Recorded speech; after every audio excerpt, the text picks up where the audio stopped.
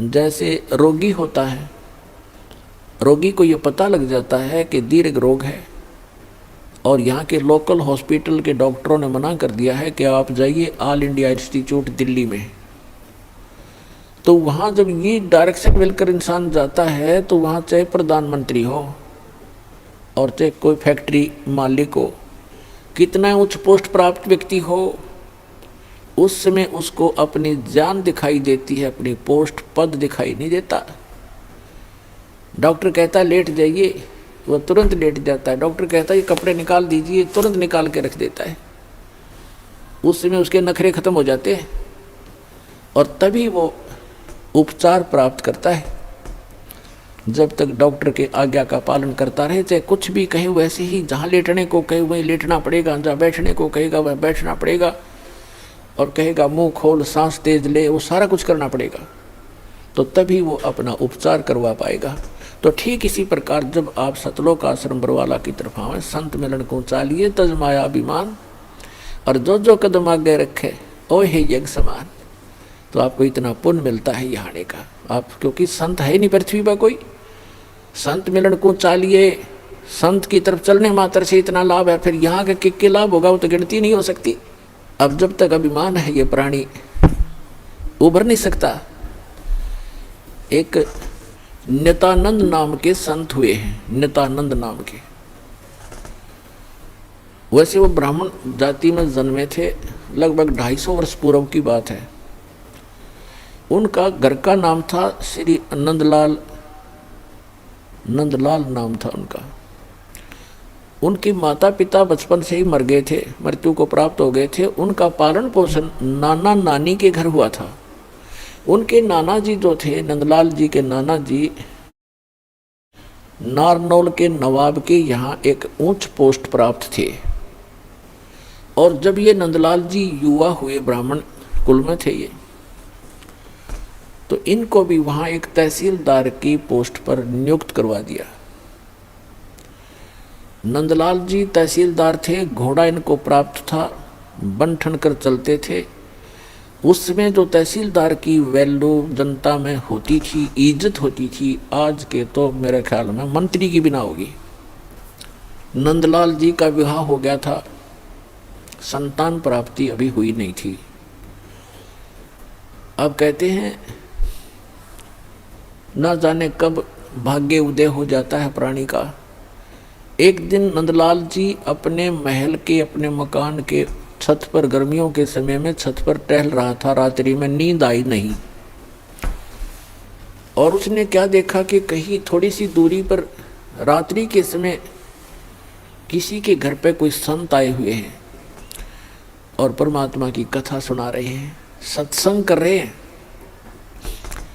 अपने आत्माओं पिछले जब से होते हैं पूर्ण हंस मुराद, ये पिछले संस्कार होते हैं जो आदमी परमात्मा की तरफ आत्मा आकर्षित होती है। उसने सारी रात सत्संग सुना, नींद और खत्म होगी। कुछ तो परमात्मा की दया उस पर हुई कि वैसे नेचुरल नहीं आई नींद, और वो ज्ञान सुना, वो सत्संग सुना कि मनुष्य जीवन किस लिए प्राप्त होता है, इसको हम कैसे व्यर्थ कर रहे हैं। चाहे प्रधानमंत्री बन जा, यदि भक्ति नहीं है तो व्यर्थ है ये जीवन इसका। अगम निगम को खोज ले बुद्धि विवेक विचार, उदय अस्त का राज मिले तो बिन नाम बेगार। सत्संग के अंदर ये ज्ञान कराया जाता है कि जैसे कोई भी राजा बना है तो अपने पुण्य कर्मों से बना है, और भक्ति नहीं करता वो प्राणी अपने पुण्यों को, जो पूर्व जन्म के संग्रहित पुण्य हैं, उसके भाग्य में डिपॉजिट करके भेज रखा भगवान ने। उनको नाश ही कर रहा है, उनको खर्च रहा है। वो अब भविष्य की कमाई नहीं कर रहा है, भविष्य के लिए कुछ आगे का डिपॉजिट नहीं कर पा रहा है, केवल खर्च ही कर रहा है। परमात्मा क्या बताते हैं, अगम निगम को खोज ले बुद्धि विवेक विचार, उदय अस्त का राज मिले तो बिन नाम बेगार।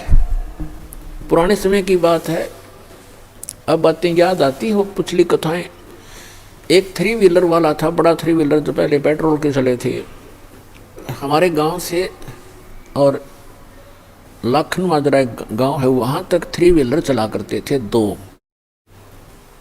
उनमें से एक नहीं आया। एक दिन दूसरे ने पूछा कि कल क्या कारण हुआ, पहुंचे नहीं। तो उस थ्री व्हीलर वाले ने बताया कि कल मैं बेगार में फंस गया था।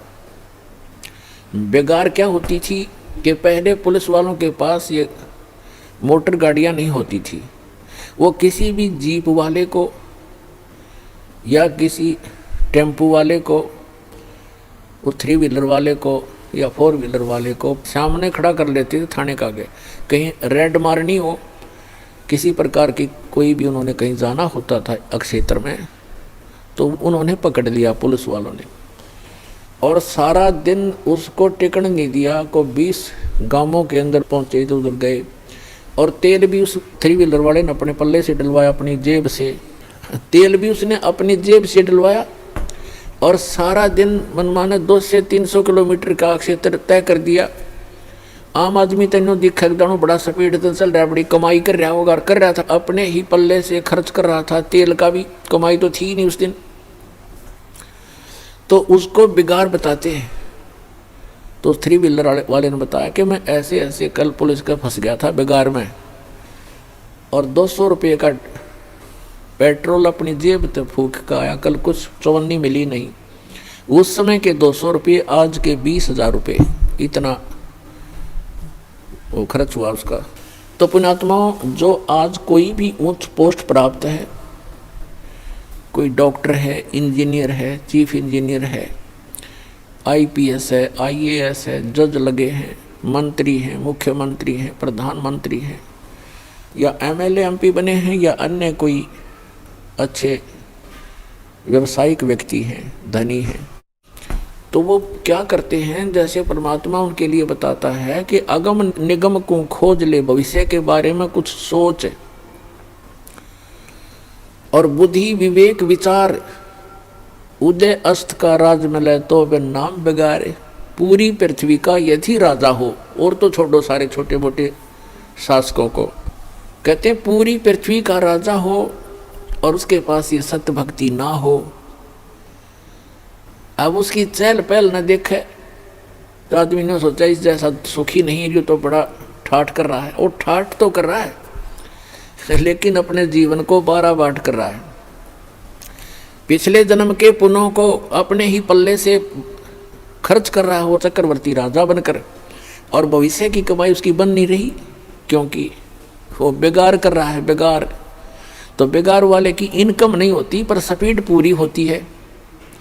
राजा का पूछकर एक छोटी सी स्टेट के चीफ मिनिस्टर का शेड्यूल पूछ लो दिन का कितना का होता है। 6 तो मीटिंग अटेंड करेगा, फिर कोई एमएलए भागने को हो रहा है उसकी चिंता में टेंशन में फ़ोन पर फ़ोन करेगा, और फिर इसी व्यवस्था में पूर्व जन्म के पुण्यों को नाश करके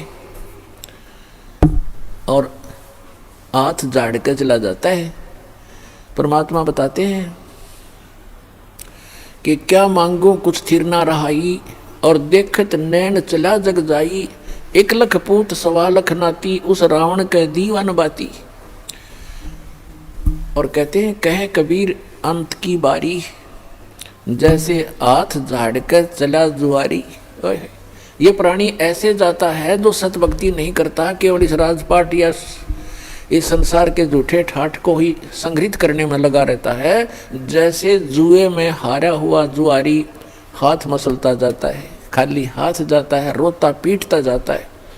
तो परमात्मा कहते हैं कहे कबीर अंत की बारी, जैसे हाथ झाड़ कर चला जुआरी। ऐसे जाओगे सतभक्ति नहीं करते तो। अब नित्यानंद जी अपने मकान की छत के ऊपर ये सब ज्ञान सुनकर विचलित हो गया, इतना प्रभावित हो गया, तड़फ उठी आत्मा कि क्या कर रहा हूँ मैं, और करना क्या चाहिए था। कुछ ब्राह्मण घर में जन्म, ब्राह्मण लोग परमात्मा को अवश्य याद करते थे, चाहे गीता के माध्यम से, चाहे श्री कृष्ण जी के रूप में, लेकिन पोस्ट प्राप्त होने के बाद इस जीव में अभिमान हो जाता है। आज से लगभग 250 वर्ष पहले ब्राह्मणों की एक बहुत विशेष रिस्पेक्ट होती थी समाज के अंदर, और ये सर्वोच्च कास्ट मानी जाती थी। इस कारण से भी अभिमान एक ब्राह्मण के घर जन्मे व्यक्ति में स्वाभाविक हो जाता था कि मैं ब्राह्मण घर में जन्मा हूँ, ब्राह्मण कुल में जन्म है। दूसरे फिर वो तहसीलदार की पोस्ट। अब ये 2 जबरदस्त बाधा उसके साथ अड़गी। एक तो ये कि हम तो जगत के गुरु ब्राह्मण, और एक सिंपल संत कहीं बैठकर कोई ज्ञान सुना रहा है और बता रहा है कि गुरु बिन माला फेरते, गुरु बिन देते दान, गुरु बिन दोनों निष्फल हैं, से पूछो वेद पुराण। राम कृष्ण से कौन बड़ो, उन्हों भी गुरु कीन, तीन लोग के वे धनी गुरु आज्ञा थी। उधर से ये बातें कसोट रही उसको कि गुरु के बिना बात नहीं बने, और उधर से वो कह रहा है कि मैं तहसीलदार और ब्राह्मण, और कैसे जाके एक संत के सामने, सिंपल मैन के सामने अपना शीश नवाऊं, जाके कैसे नतमस्तक होऊंगा, नहीं जाऊंगा। फिर वो बातें याद आती हैं कि कबीर हरि के नाम बिना ये राजा रसब हो, माटी लदे कुमार के, और घास ना नहीं रह कोई। परमात्मा की वो बातें याद आती, सत्संग के वचन के भक्ति नहीं करी तो जीवन नाश हो गया। और गुरु बनाने जाता है तो कुल के लोग क्या कहेंगे, ऊपर से तहसीलदार, और कैसे शीश नवाऊं जाके। अंत में पुण्यों की विजय हुई, पाप की हार हुई। उसके पुण्यों ने प्रभाव डाला, उसको सद्बुद्धि आई कि यहाँ किसी के घर में संत आएगा तो नाम नहीं लूँगा। उस संत के बारे में जानकारी प्राप्त की कि ये कौन सत्संग कर रहा था, क्या हो रहा था रात्रि में, ये संत कौन है, कहाँ से आता है। उसका पता चला कि नारनौल से 2 किलोमीटर की दूरी पर बाहर बनी में जंगल में इनका आश्रम है। तो नित्यानंद जी ने सोचा कि सुबह सुबह चला जाऊंगा वक़्त से, उस समय तक गांव के नगर के लोग कोई नहीं पहुंचे होंगे और किसी को पता नहीं लगेगा कि तहसीलदार और ब्राह्मण किसी का चेला बन गया, और वक़्त से जाके नाम ले आऊँगा, फिर अपना वजन कर लिया करूँगा। तो इस उद्देश्य से वो वक़्त से उठा अगले दिन, नेक्स्ट डे,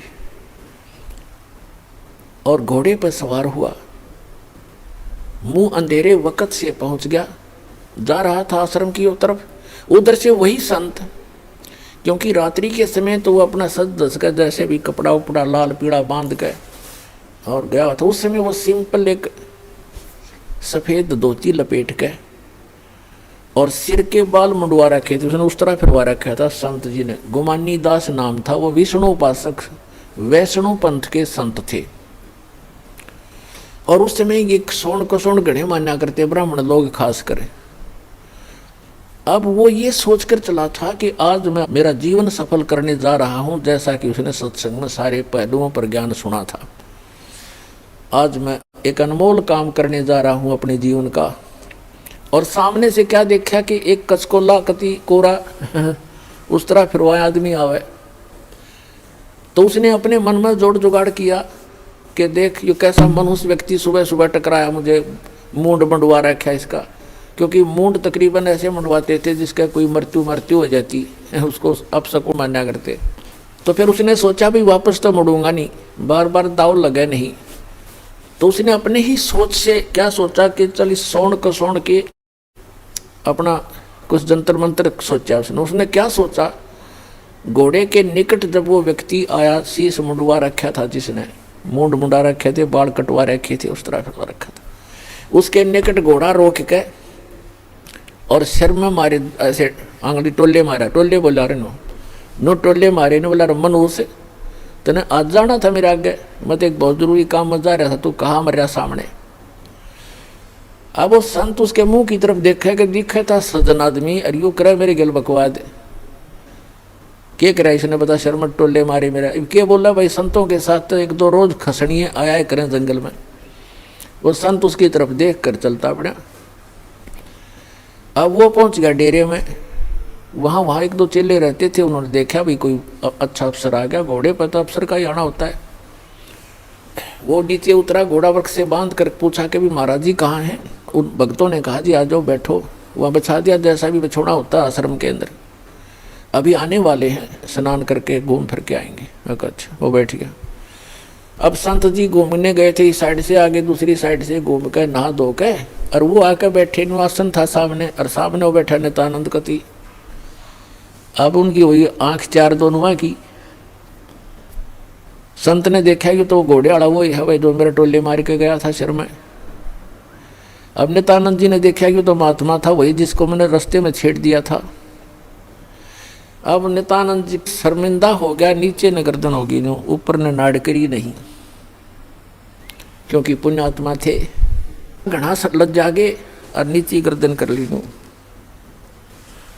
और चरणों में गिर गए। तो संत जी कहने लगे कि भाई देखो बच्चों, यदि कोई कुम्हार से घड़ा लेने जाता है मटका, तो उसको ऐसे टोले मार मार देखता है खरा है खोटा। तो भाई तुमने गुरुजी को टोले मार के परख लिया, कोई बुरी बात नहीं बेटा, ये सही बात है कि नहीं बाजता।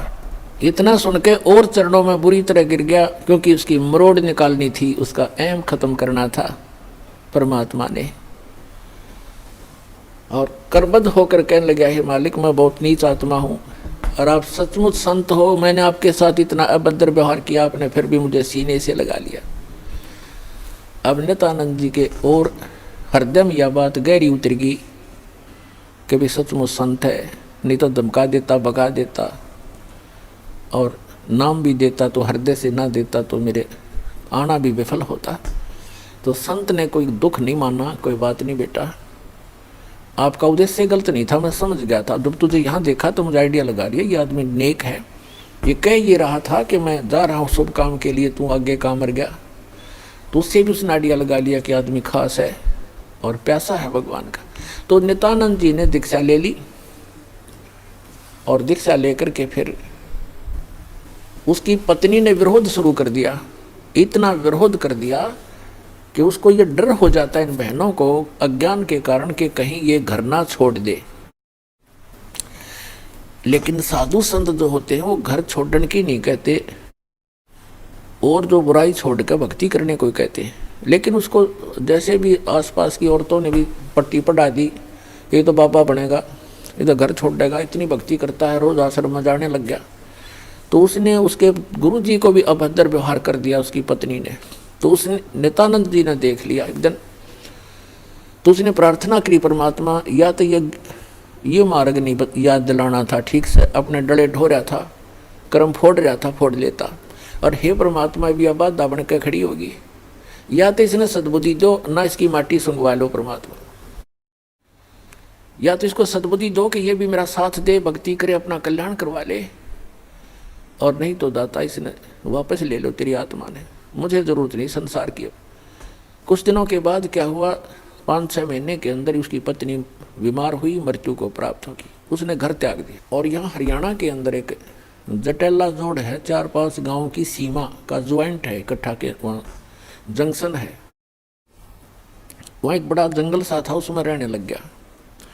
अपने आत्माओं उस समय उस नित्यानंद जी को जब ज्ञान हुआ, उसका नाम नित्यानंद रख दिया उस संत ने, नंदलाल से बदल कर, तब वो नित्यानंद नाम से प्रसिद्ध हुए। तो नित्यानंद जी ने फिर क्या कहा है कि ब्राह्मण कुल में जन्म था, मैं करता बहुत मरोड़, और गुरु गुमानी दास ने दिया कोबद गढ़ तोड़े।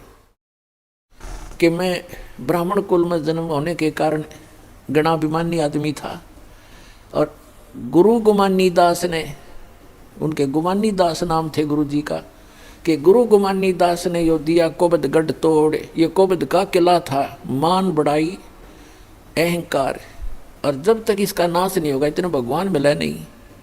सिर सौंप्या गुरुदेव को, सफल हुआ ये शीश, नित्यानंद इस शीश पर आप बसे जगदीश।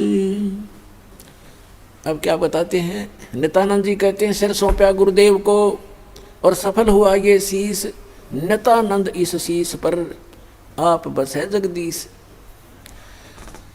अब सिर कैसे सौंपना होता है कि गुरु जी की आज्ञा का पालन करें। आप गुरु पद पर जो होते हैं उनको पता होता है, परमात्मा कहते हैं बहुत प्यारा बालक माँ का, माता को अपना बच्चा बेटा या बेटी बहुत प्रिय होती है। कहावत है कि पिता से 100 गुना प्रिय ममता अपने बालक में माता को होती है, और माता से भी 100 गुना ममता प्रिय गुरु को अपना शिष्य या शिष्या होती है। तो अंदाज़ा लगा लेना कि गुरु जी आपके कितने हितैषी होते हैं। तो गुरु जी की आज्ञा का पालन करें। पहली भक्ति मार्ग का प्रथम एक ये मंत्र नोट कर ले, भाई जो गुरु बचन पे डट गे रकट गे फंद 84 के। भाई जो गुरु बचन पे डट गे कट गे फंद 84 के, कट गे फंद 84 के, रकट गे फंद 84 के। भाई जो गुरु बचन पे डट गे रकट गे, वस्तु मिली ठोर की ठोड़ मिट गई मन पापी की दौड़। वस्तु मिली ठोर की ठोड़ मिट गई मन पापी की दौड़। भरम मिटे मथुरा काशी के, भरम मिटे मथुरा काशी के। भाई जो गुरु बचन पे डट गे कट गे फंद 84 के, कट गे फंद 84 के, रकट गे। ये एक कवि का बनाया हुआ गान है। इसमें भी बहुत प्रेरणा है कि जो गुरु जी के वचन पर स्थिर हो जाते हैं, गुरु जी की आज्ञा का पालन करते हैं, उनके ये 84 लाख योनियों में दुख पाने के ये संकट समाप्त हो जाते हैं। अब कैसे गुरु की आज्ञा का पालन करना है? सिर सौंप्या गुरुदेव को सफल होया ये शीश, नितानंद इस शीश पर आप बसे जगदीश। सिर कैसे सौंपना होता है? सिर काटना नहीं, गुरु जी के आज्ञा का पालन करना ही सिर सौंपना होता। एक गुरुजी थे, उनके 4-5 शिष्य थे, आश्रम में रहते थे। रोज ही प्रतिदिन शिक्षा यही दी जाती है। प्रत्येक गुरु जो होते हैं ये 5-4 फार्मूले पक्के सिखाता है गुरु को, चेलों को, और ये ही कारगर होते हैं। अब जैसे कोई भी भांग बोता है खेत में, तो वो भी खेत को संवारने के तरीके सारे बता देगा, लेकिन बीज गलत है तो वो सारे तरीके गलत हो गए। बीज ना था गेहूँ बो दिए भांग, ये तो बाद में बताऊंगा, लेकिन तो प्रसंग चल रहा है उसी को आगे बढ़ाते हैं। एक गुरुजी थे और वो अपने शिष्यों को शिक्षा देते ही रहते हैं, जैसे प्रतिदिन सत्संग के माध्यम से या वैसे भी टिप्पणी करते हैं, बैठते हैं जब बच्चे, अच्छी शिक्षा देते हैं। एक दिन गुरुजी ने कहा कि देखो भाई, जो गुरुजी की आज्ञा पालन नहीं करते बच्चों, वो कभी सफल नहीं होते, उनको घोर पाप लगता है, उनकी भक्ति नाश हो जाती है। सब शिष्य बैठे हैं, गुरुजी आसन पर बैठे हैं, वो वहाँ बैठे बैठे सुन रहे हैं, जी गुरुजी बिल्कुल सही है। तो गुरुजी ने कहा कि मेरा एक आदेश है कि तुम मेरे सिर में अपने 5-5 जूते मारो। और ये भी शिक्षा दी जाती थी, गुरु मानुष कर जानते ते नर गए अंध, महादुखी संसार में आ गए यम के फंद। गुरु को परमात्मा के तुल्य मानना चाहिए। अब उनके सामने धर्म संकट खड़ा हो गया। गुरु जी की आज्ञा का पालन नहीं करें तो भक्ति का नाश हो गया, और गुरु जी की तरफ हाथ कर दिया तो कट जाए वो हाथ, इससे अच्छा था। तो उस गुरुदेव ने कहा, मैं क्या शिक्षा दे रहा था तुम्हारे को, बस ऐसे भक्त तो मेरी आज्ञा का पालन नहीं कर रहे। नीची गर्दन कर ली। एक खड़ा हुआ, अपना जूता निकाला, गुरुजी के पास आकर बैठ गया और अपने सिर में 5 जूते मारे, मट्टाए मट मट्टाए मट। तब गुरुजी ने कहा, भाई डंडी मत मारे, तेरे सिर में नहीं मेरे सिर में कहा था मैंने। तब उस चेले ने कहा कि गुरुदेव, इस दास का शीश भी तो आपका ही है।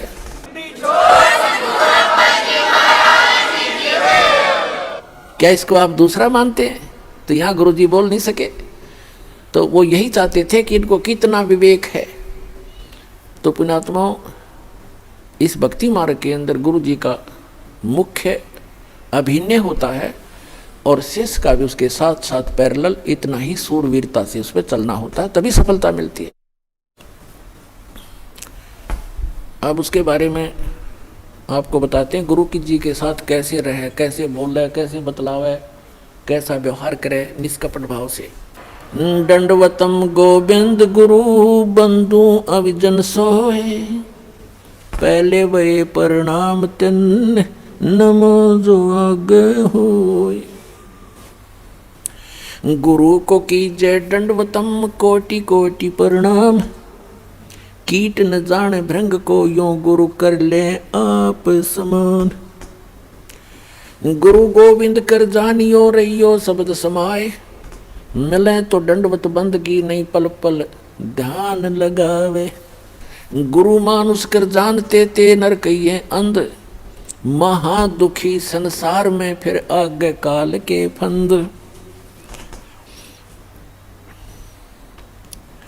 कबीरा ते नर अंध हैं गुरु को कहते और, हरि के रूठे ठोर है भाई गुरु रूठे नहीं ठोर। गुरु गोविंद दोनों खड़े काके लागू पाए, बलिहारी गुरु अपना जिन गोविंद दियो मिलाए। अपने आत्माओं कितना महत्व है सच्चे सतगुरु का, कि जैसे उदाहरण आपको बहुत बार दिया है, जिस व्यक्ति के ऊपर आपदाएं आती हैं वो स्वयं स्वीकार करता है और कहता है कि मेरा राम रूठ गया, मेरा भगवान रुष्ट हो गया, आज मेरे ऊपर दुख पर दुख आ रहे हैं। और जिसके घर सुख होता है उसको अन्य आम व्यक्ति ही कहते हैं इसका राम राज्य है भाई, इसका भगवान प्रसन्न है इसके ऊपर। तो पुण्यात्माओं, पुण्यों से सुख होता है, पाप कर्मों से दुख होता है। जिनके पुण्य समाप्त हो गए तो उनका राम रूठ गया, उनका भगवान रुष्ट हो गया, उन पर दुख प्रारंभ हो गए। तो जैसे आप खेत में कहीं मजदूरी करने जा रहे हो या कहीं पर भी आप एकांत स्थान पर कोई मटका पानी का भर के ले गए और सारा दिन पीते रहे, जब तक पानी चला तो नो प्रॉब्लम, और पानी जल खत्म हुआ तो हुई प्रॉब्लम, प्यासे मर जाओगे। पुनः उसको नहीं भरा तो कहाँ जाओगे? हैंड पंप पर गए, कुएं पर गए। हम यहाँ हैंड पंप लेकर चलेंगे जिससे एक सटीक उदाहरण बन जाता है। एक तरफ तो हैंड पंप पर गए, मटका भर लिया, फिर आपत्ति समाप्त। जो आपत्ति आई थी जल के अभाव से वो ठीक होगी, अरे वो बला टड़ी। ऐसे ही जो पुण्यों के अभाव से आप पर आपत्तियां आ रही हैं तो यही फिर राम नाम के पुण्यों का घड़ा फिर भर देंगे। कहाँ से? गुरु रूपी हैंड पंप पर जाना पड़ेगा आपने। तो ये समझ लिए गुरु जी हैंड पंप है और एक मटके में जल रखा है। एक तरफ हैंड पंप खड़ा है, नल है पानी का, एक तरफ मटके में जल भरा है। तो आपसे कोई ये कहे कि इस मटके भरा जल और एक तरफ नल, इनमें से कौन से को पसंद करोगे?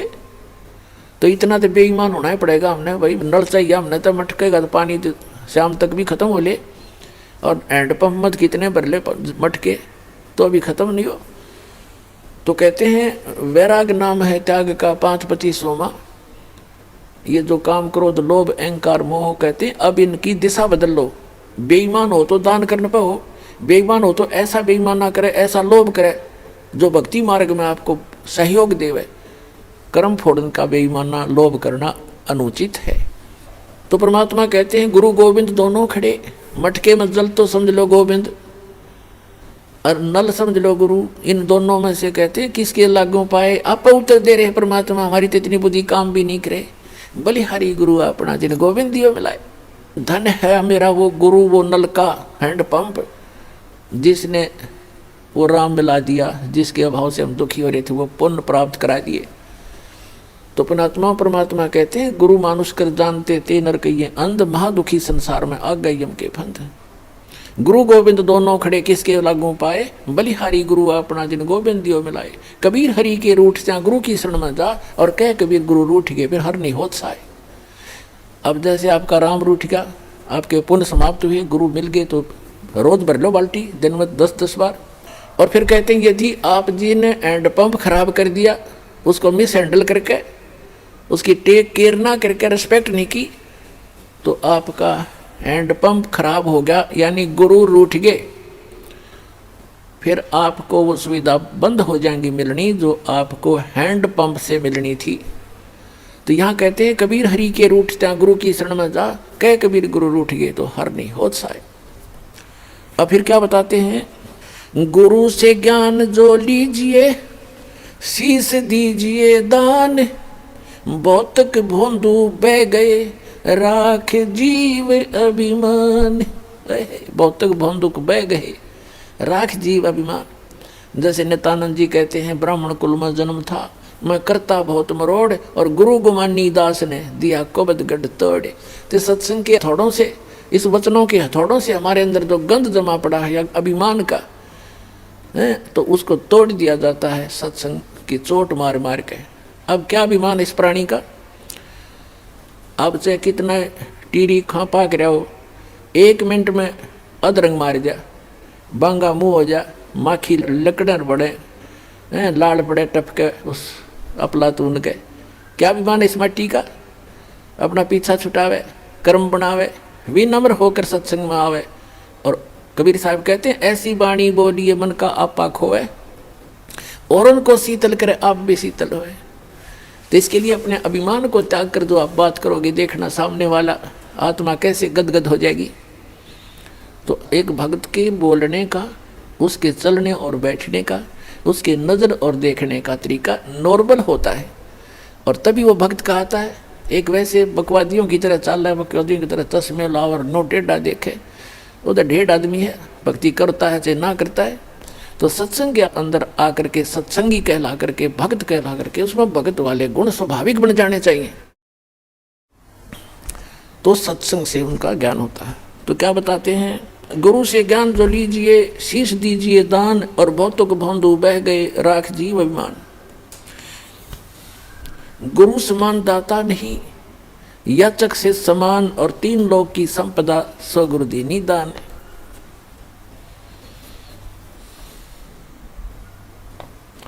फिर क्या बताते हैं कि कबीर तन मन दिया तो भला किया, सिर का दासी भार, और जय कभू ये कह दिया कि मैंने दे दिया तो बहुत सहेगा मार। परमात्मा यहाँ तक कहते हैं जैसे, क्योंकि इस काल ने तो आपका भक्ति नाश कराना है, और आपने परमात्मा के इस ज्ञान से अपना इसको सुरक्षित रखना है। परमात्मा कहते हैं कि जैसे माता गर्भ को रखे यतन बना, और ठेस लगे तो क्षण होए तेरी ऐसे भक्ति जा। जैसे किसी बहन को, किसी माई को काफ़ी समय के उपरांत या कभी भी गर्भ रहा हो, और उसके उपरांत वो कितनी सावधानी बरतती है उस अपने लाल को प्रफुल्लित करने के लिए, सफल करने के लिए, सुरक्षित रखने के लिए। चलते समय भी ये सोचती है कि ऊंचे नीचे पर पैर ना टिक जा, कहीं झटका ना लग जा। रात्रि के समय, सोते समय भी जब करवट बदलती है तब भी बहुत उदड़ कर पड़ती है, कहीं मेरे बालक का ठेस तो नहीं लगी। तो परमात्मा कहते हैं कि जैसे माता गर्भ को और रख यतन बना, ठेस लगे तो क्षण हुए तेरी ऐसे भक्ति जा। जरा सा भी कोई झटका लग गया तो तेरी भक्ति ऐसे नाश हो जाएगी जैसे उस माई का गर्भपात हो जाए। उसको कितना कष्ट होता है, कितना रोती है उस समय को कि कैसे बात बिगड़ गई। तो परमात्मा याद दिलाते हैं जैसे माता गर्भ को रख यतन बना, ठेस लगे तो क्षीण हो जाता है, तेरी ऐसे भक्ति नसावे। क्या बताते हैं कि किसी को तो सेवा का अभिमान हो जाएगा, और किसी को धन का, किसी को और किसी दान का। तो पुण्यात्मा परमात्मा कहते हैं कोई भी प्रकार का यदि आप में अभिमान हुआ है तो आपका भक्ति नाशक बन गया। तन मन दिया तो भला किया, सिर का दासी भार, और जय कभी ये कह दिया कि मैंने इतना दान कर दिया तो बहुत सह सिर मार। वो दान तो नष्ट हो ही हो गया और भक्ति हीन भी हो गया। तो कैसे पुण्यात्मा, जब तक आप जी को ये अध्यात्म ज्ञान नहीं होगा तब तक आप सफल नहीं हो सकते। इसलिए दास का उद्देश्य रहता है कि आपको मैक्सिमम अध्यात्म ज्ञान से परिचित कराऊं, मर्यादाओं से परिचित कराऊं, और तभी आप सफल होगे, मार नहीं खाओगे। जैसे नए नए भक्त आते हैं वो क्या कहते हैं, जैसे उनको दान धर्म करने के लिए प्रेरित किया जाता है जो उनके हित में होता है। पुण्यात्मा, एक पुराने समय में जब हमारे पूर्वजों के पुण्य अच्छे होते थे, जब कभी कोई वर्षा ना होती थी, गांव के लोग इकट्ठे होते थे और एक सामूहिक भंडारा करते थे, कलेक्शन करके सब तय, और मीठे चौड़ बनाया करते और आपे बना के आपे खाया करते, बैठ कर भगवान तरत कराया करते। न्यों क्या करते, धर्म कर दिया, राम बरसेगा, और वो वर्षा हो जाया करती थी। अपने आत्मा एक मीठे चौड़ों तो जो वर्षा हो जाया करती है, तो यहाँ तो अमृत बरसा देगा भगवान की। इतना गजब का भंडारा हो रहा है।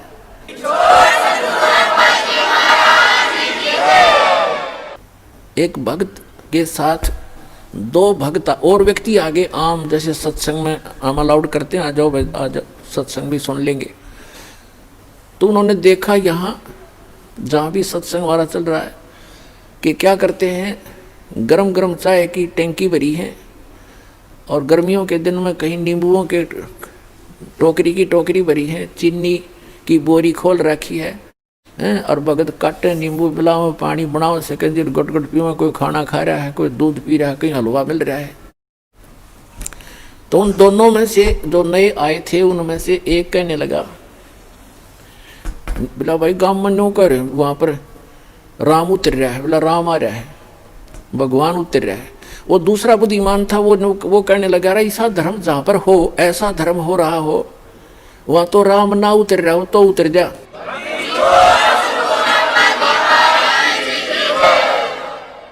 ऐसा धर्म यहाँ देखा मैंने, जो पुण्य यहाँ हो रहा है, कितने भंडारे चल रहे हैं, कोई चवन्नी तक कोई लेता नहीं, कितना खाओ कितना पियो। तो पुण्यात्माओं, तो धर्म के लिए आपको प्रेरित किया जाता है। ये विधिवत साधना है, शास्त्र अनुकूल साधना है।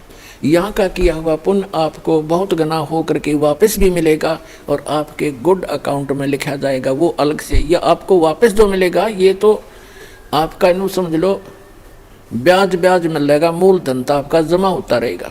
ये ऐसे जान लेना।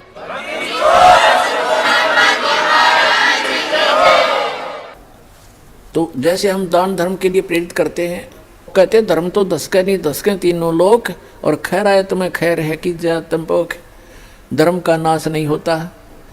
पुण्यात्माओं, एक दिन ये तीनों लोकों का भी नाश होगा, लेकिन आपका किया हुआ पुण्य वो कभी नाश नहीं होगा, आपके साथ सदा बना रहेगा। कहते धर्म तो धसके नहीं, धसका माने धर्म का नाश नहीं होता, तो धसके तीनों लोग, और खैरायत में खैर है। खैरायत माने दान करने में ही आपकी खैर है, सुरक्षा है। और कीजिए आत्म पोख। अब यहाँ कोई भी भक्त आता है, खाना खाने नहीं आता, वो तो परमात्मा की महिमा सुनने आता है। और ऐसे साधु भाव में कोई भी आवेगा, यहाँ कोई आदमी नहीं आ सकता, किसी के पास आज समय नहीं है तो वैसे यहाँ जावे। वो परमात्मा की एक प्यारी आत्मा आता है, चाहे उसने वो नाम नहीं भी लिया है, ना लेना चाहता, यहाँ आने वाला व्यक्ति उस परमात्मा का एक VIP समझ लो, उस भगवान की एक प्यारी आत्मा है। कुछ दिनों में समझ में आ जाएगी, उसका नाम भी ले लेगा। तो यहाँ भगत भगवान के लिए आया है, ना कि खाने के लिए। और ऐसे भगत को यहाँ खाना खिलाना, उसको भोजन में सहयोग देना भंडारे में, इसके पुण्य की कोई गिनती नहीं।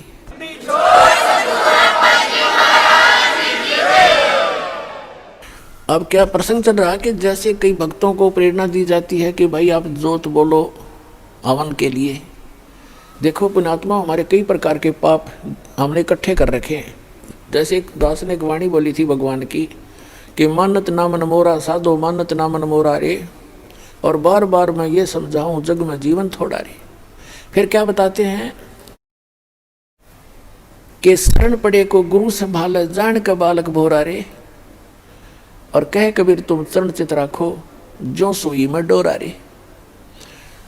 जैसे कोई बालक छोटा सा होता है, 5-4 महीने का, 7-8 महीने का, 9 महीने का बच्चा, वो पालने में सुला रखा होता, माता काम लग जाती है अपने घर के काम में। थोड़ी सी देर में वो रोने लगता है तो देख उसको पता लग जाता है माता को, या तो ये भूखा हो गया या इसने टट्टी पेशाब कर लिया। तो जाकर देखती है तो टट्टी पेशाब करके और सारे कपड़ों को भी खराब कर रखे, अपने पैर पूर भी खराब कर रखे हैं, हाथ उथ भी लगा रखा है, टट्टी लगी उसके हाथों के। तो उस माता को वो बच्चा बुरा नहीं लगता, वो उसको उठाती है और नवाती है, खूब साफ करती है, उसके कपड़े धोती है, नए कपड़े पहनाती है, फिर लाड करती है, सीने से लगाती है। उसको मालूम है कि बालक है, इसको पता नहीं, इस अनजान है ये, ऐसे सारा दोना टट्टी में सना पड़ा है, तो उसको बुरा नहीं लगता। माता को पता है, इसको पता नहीं।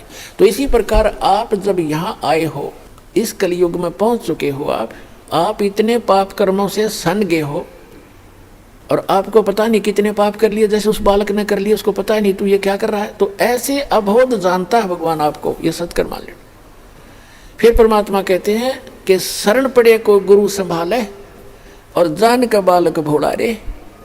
और आपका क्या फर्ज बताया परमात्मा ने, आपका क्या कर्तव्य बताया है कि कहे कबीर तुम चरण चित राखो जो सोई में डोरा रे। आप अपने गुरुदेव के प्रति इतना लगाव बना के रखना अटूट, जैसे सुई के अंदर धागा डाल दिया जाता है और नीचे गांठ लगा दी जाए तो वो सुई के साथ लटकता ही रहता है। कहते हैं कहे कबीर तुम चरण चित राखो, उस अपने गुरु जी के चरणों में ऐसे चित राखो जो सुई में डोरा रे, यानी अखंड लगाव बनाए रखना। तो आप जी के जो पापों को ऐसे धोएगा गुरु जी इस सत्संग रूपी जल से, और फिर आपको भक्ति से चार्ज करेगा, दूध पिलाएगा। अपने आत्माओं आपको कंपलसरी कर रखा है कि 4 महीने के अंदर आपने आना ही पड़ेगा जो भारतवर्ष में रह रहा है। किस लिए कहा गया है? ये बच्चे हैं, आप अपने बच्चों को एक रोजी रोटी के लिए पढ़ाते हो कि मेरा बेटा या बेटी पढ़ के कोई शिक्षा ग्रहण करके ये कोई उच्च पोस्ट प्राप्त कर ले या अपना धंधा ठीक कर लेगा। उसको 16 वर्ष का समय, 15 वर्ष, 20 वर्ष का समय दे देते हो, बेटा और ट्रेनिंग कर ले, फलाना कर ले, बढ़िया रोजगार हो जाएगा। और आत्म कल्याण के लिए आपके पास क्या 365 में तो 30 दिन भी नहीं मिलते, तो फिर कैसी भक्ति करोगे? किसा तुम फिर ड्रामा, फिर तो ड्रामेबाजी है। तो कहने का भाव ये है कि आप जी को इसलिए बुलाया जाता है कि यहाँ आने से आपको घना पुण्य मिलेगा। आपकी आत्मा को ऐसे परिपूर्ण कर दिया जाता है जैसे बच्चा छोटा सा गली में खेल रहा होता है, माता को पता है कि खेल में व्यस्त है और समय पर आहार इसको नहीं कराऊंगी तो ये दुर्बल हो जाएगा, बीमार भी हो सकता है, रोगी भी हो सकता है। वो खेल रहा होता है अपने बच्चों में, भाई बहनों में बाहर, और व्यस्त होता है। माता उसको उठा के लाती है कि चल दूध पी ले, वो रोता भी है, वह घसीट कर लाती है कि ना चलना पड़ेगा चल, उसको दूध पिला देती है, फिर छोड़ देती है। वो तो दूध पीता पीता भी समझा कि छोड़ दे माँ, भाग लूँ मैं। माँ को पता है कि इसमें मैंने पाइया दूध डाल दिया, इब कितना खेल रही हो, शाम में फिर डाल दूंगी। तो पुण्यात्माओं, ये दास चाहता है कि आपको यहाँ दूध के गिलास पिया दूँ और फिर तुम खेल आइयो उस संसार में और फिर आ जाना।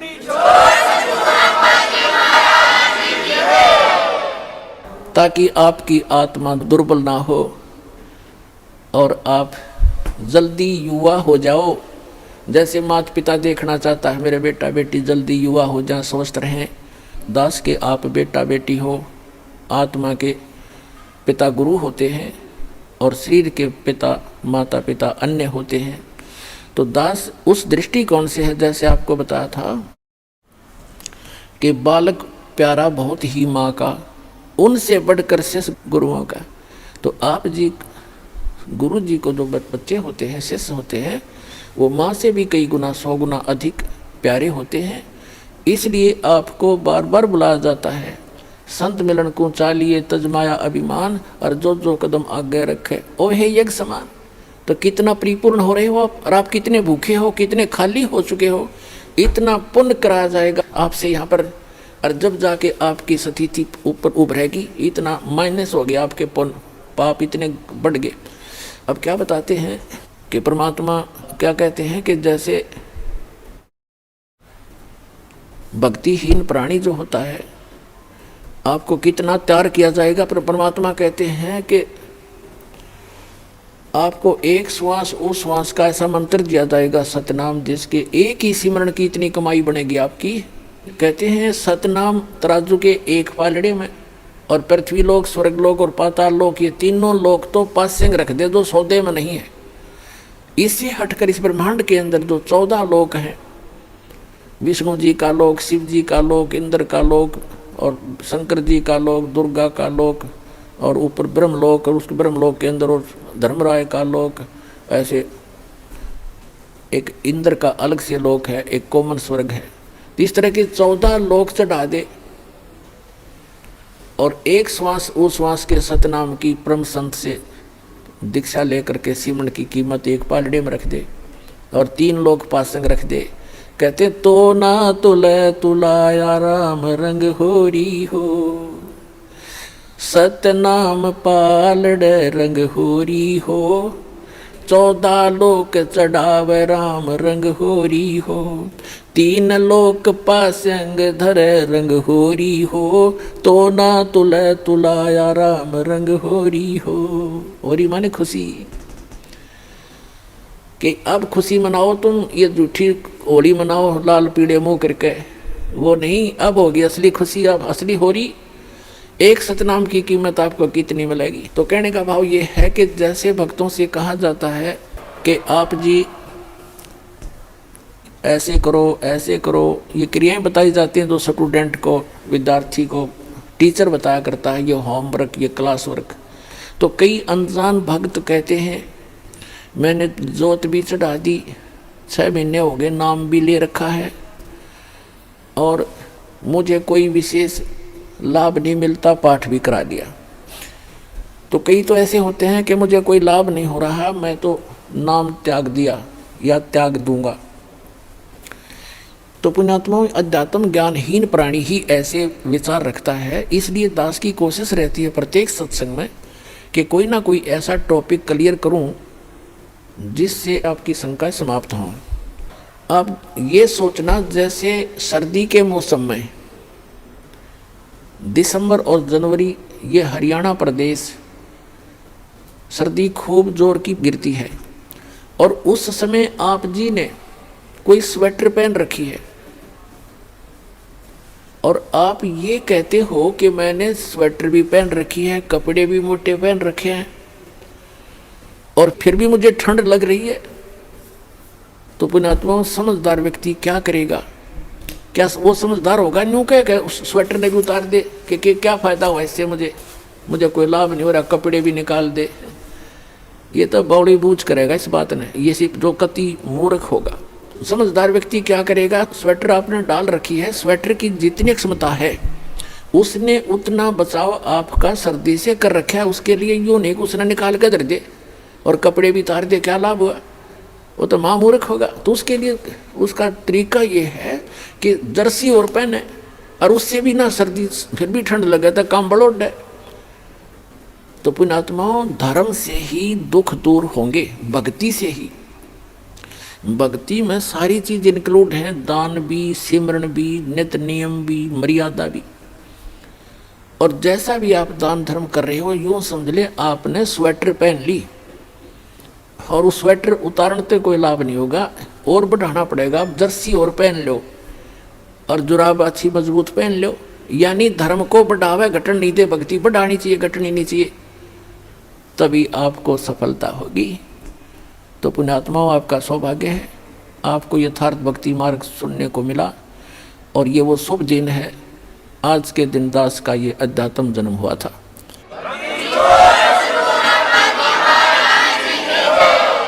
दास के लिए तो ये एक सौभाग्य है दास का कि मुझे इस दिन भगवान मिले। आपके लिए भी वरदान सिद्ध हो गया ये दिन कि आप तक भी परमात्मा का विज्ञान पहुंचा और आपको सही मार्ग मिला।